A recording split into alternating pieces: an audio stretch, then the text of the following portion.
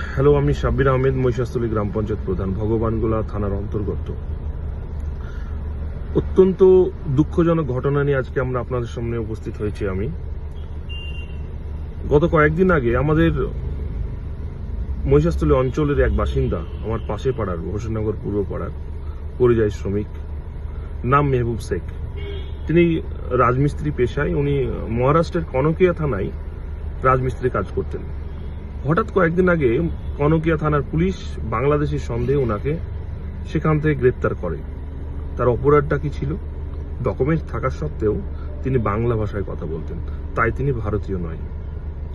ভারতবর্ষের অফিসিয়াল ভাষা কবে থেকে হিন্দি হয়ে গেল আমি সেটা বুঝতে পারছি না। বাংলা ভাষায় কথা বললে নাকি বাংলাদেশি।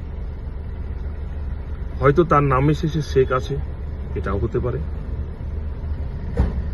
গতকালকে ওনারা আমাদের থানায় জানায় যে কালকে যোগাযোগ করে জানিয়েছে যে উত্তরবঙ্গের বিএসএফ হেডকোয়ার্টারে ওনাকে, এই মেহবুব শেখকে হস্তান্তর করে এবং তার একটা রিসিভও আছে। মহারাষ্ট্র পুলিশের সঙ্গে আমরা প্রথম থেকেই যোগাযোগ করেছি। আমাদের পরিযায়ী শ্রমিকের আসিফ ভাই, আমাদের বিধায়ক সাহেব অনেক হেল্প করেছেন।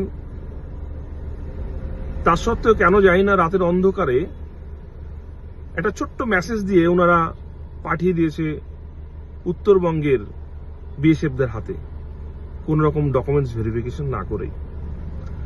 আমি যখন জানতে পারি, বিধায়ক সাহেবের সঙ্গে আলোচনা করেই রাত 1:30টার সময়, যখন একথা শুনে বিধায়ক সাহেব আমার বাড়ির সামনে এসেছিলেন, আমি যখন উত্তরবঙ্গের জন্য সফরে আমি বের হই, ঠিক তার প্রাককালে ওনার সঙ্গে কথা বলে আমি গাড়িতে উঠি, রওনা দিই। এসে সকালবেলায় যে আমাদের উত্তরবঙ্গের বিএসএফ হেডকোয়ার্টারে উপস্থিত হই। আমাদের থানার ওসি এবং এসডিপিও সাহেব যথেষ্ট আমাদেরকে হেল্প করেছেন। কিন্তু তারাও জানে না, তাদেরকে কোনো রকম তথ্য দেওয়া হয়নি, শুধুমাত্র একটা তথ্য ছাড়া, যে একজনকে আমরা সেই বিএসএফ এর কাছে হস্তান্তর করেছি।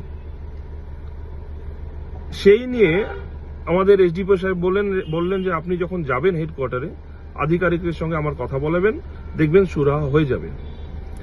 যখন আমাকে সুযোগ করে দেওয়া হয় অনেকক্ষণ বসার পরে আধিকারিক অ্যাডিশনাল কমান্ড্যান্টের সঙ্গে কথা বলার, তিনি আমাকে বলেন যে আপনি কেন এসছেন? আমি বলি আমার এলাকার নাগরিক। আপনি শিওর? আমরা 100% শিওর। তা আপনার আসার কারণ কি? আমার নাগরিক বাংলাদেশি সন্দেহে পাঠানো হয়েছে, আমি তাই খোঁজ খবর নিতে এসেছি। আপনি আমাদের পুলিশ আধিকারিক এসডিপিও সাহেবের সঙ্গে কথা বলুন। উনি বলবো না। তাহলে মুম্বাই পুলিশের সঙ্গে কথা বলুন, যাদের নাম্বার আমাদের কাছে অলরেডি আছে। উনি বললেন আমি বলবো না। আমি বললাম তাহলে আমি কি করব? আমার এলাকার মানুষকে তো আমাকে বাঁচাতে হবে। এটা তো মিথ্যা অভিযোগ। তার সমস্ত ডকুমেন্টস আমাদের কাছে আছে, তার আধার কার্ড, তার ভোটার কার্ড, তার রেশন কার্ড, তার ডিজিটাল রেশন কার্ড, তার বাবার, তার দাদুর সমস্ত রকম ডকুমেন্টস। যুগ যুগ ধরে এখানকারই বাসিন্দা, তারা এই মাটিতেই জন্ম হয়েছে, এই মাটিতেই বেড়ে উঠেছে।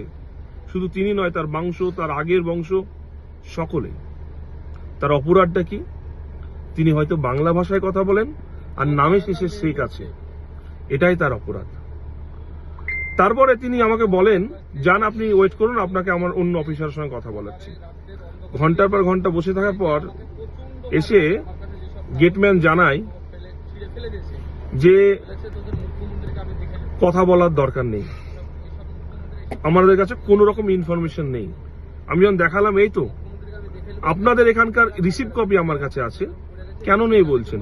এ কথা আমরা বলতে পারবো না, আপনারা জানেন, আপনাদের যা করেন আপনারা করেন। আমরা ইতিমধ্যে ওখান থেকে বেরিয়ে আসার পরে, ওখানে তো আমরা লাইভ করার সুযোগ পেলাম না, কারণ ওটা একটা অফিসিয়াল প্রোটোকল থাকে। বেরিয়ে এসে যখন লাইভ করতে শুরু করলাম, আমাদের লাইভের মধ্যে একটা ফোন এলো, ওই পরিযায়ী শ্রমিকের বাড়ি থেকে ওনার স্ত্রী ফোন করেছিল। কারণ ওনার স্ত্রীকে অন্য একটা ফোনে, ইমোতে ফোন করেছে বাংলাদেশ থেকে, যে আমাকে বাংলাদেশ থেকে আমি বলছি মেহবুব শেখ। আমি সমস্ত ভয়েসে কথা শুনলাম। যখনই বলেছেন যে বাংলাদেশ থেকে আমি মেহবুব শেখ বলছি, আমি বললাম তুমি বলো কিভাবে বাংলাদেশে ঢুকলে? রাতের অন্ধকারে ওনাকে বাংলাদেশ বর্ডারে পার করিয়ে প্রচন্ড মেরে যখন বলছে যে মুখ্যমন্ত্রী মমতা বন্দ্যোপাধ্যায়ের কথা, তোর মুখ্যমন্ত্রীকে আমি দেখছি বলে এক বিএসএফ ছিঁড়ে ফেলে দেয়, ডকুমেন্টস নর্দমায় ফেলে দিয়ে উনাকে রাতের অন্ধকারে মেরে বাংলাদেশে অজ্ঞান করে ফেলে রেখেছিল। এখন উদ্ধার হয়ে কোনো একটা বাড়িতে আসে, সে বাড়ি থেকে গোপনে ইমোতে ভয়েস কল করেছিল এক্ষুনি। তার এখনই আমার কাছে সেই স্ক্রিনশট আছে ভয়েস কলের, তার স্ত্রীর সঙ্গে যে কথা বলেছে তার। আপনারা বুঝতে পারছেন ভারতবর্ষের বর্তমান অবস্থা। বাংলাকে দখল না করতে পারা তাদের বাঘের নখের মতো তীব্র ধারালো নখ দিয়ে কিভাবে আক্রমণ করছে, কিভাবে তারা বাঙালি মুসলমানদের একে একে বাংলাদেশি বানিয়ে পশ্চিমবঙ্গ দখলের চক্রান্ত। মানুষের জনতার রায়ে যখন তারা ব্যর্থ হচ্ছে তখন তারা প্রতিহিংসার খেলায় মেতে উঠেছে। তারা মানুষের নিজের অধিকার, ন্যায্য অধিকার থেকে বঞ্চিত করছে। আজ সত্যি মনে হচ্ছে আমরা দ্বিতীয় শ্রেণীর নয়, তৃতীয় শ্রেণীর নয়, দশম শ্রেণীর নাগরিক এই ভারতবর্ষের।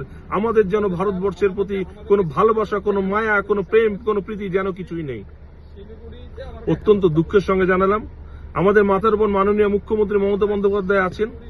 উনার কাছে সমস্ত খবর ইতিমধ্যে হয়তো পৌঁছেছে আধিকারিকদের মাধ্যমে। উনি অবশ্যই ব্যবস্থা নেবে। উনার প্রতি আমাদের 100% বিশ্বাস আছে। আমরা সেখানে গিয়ে সেই ক্যাম্পের লোকেশন সমস্ত কিছু আমরা দিয়েছি।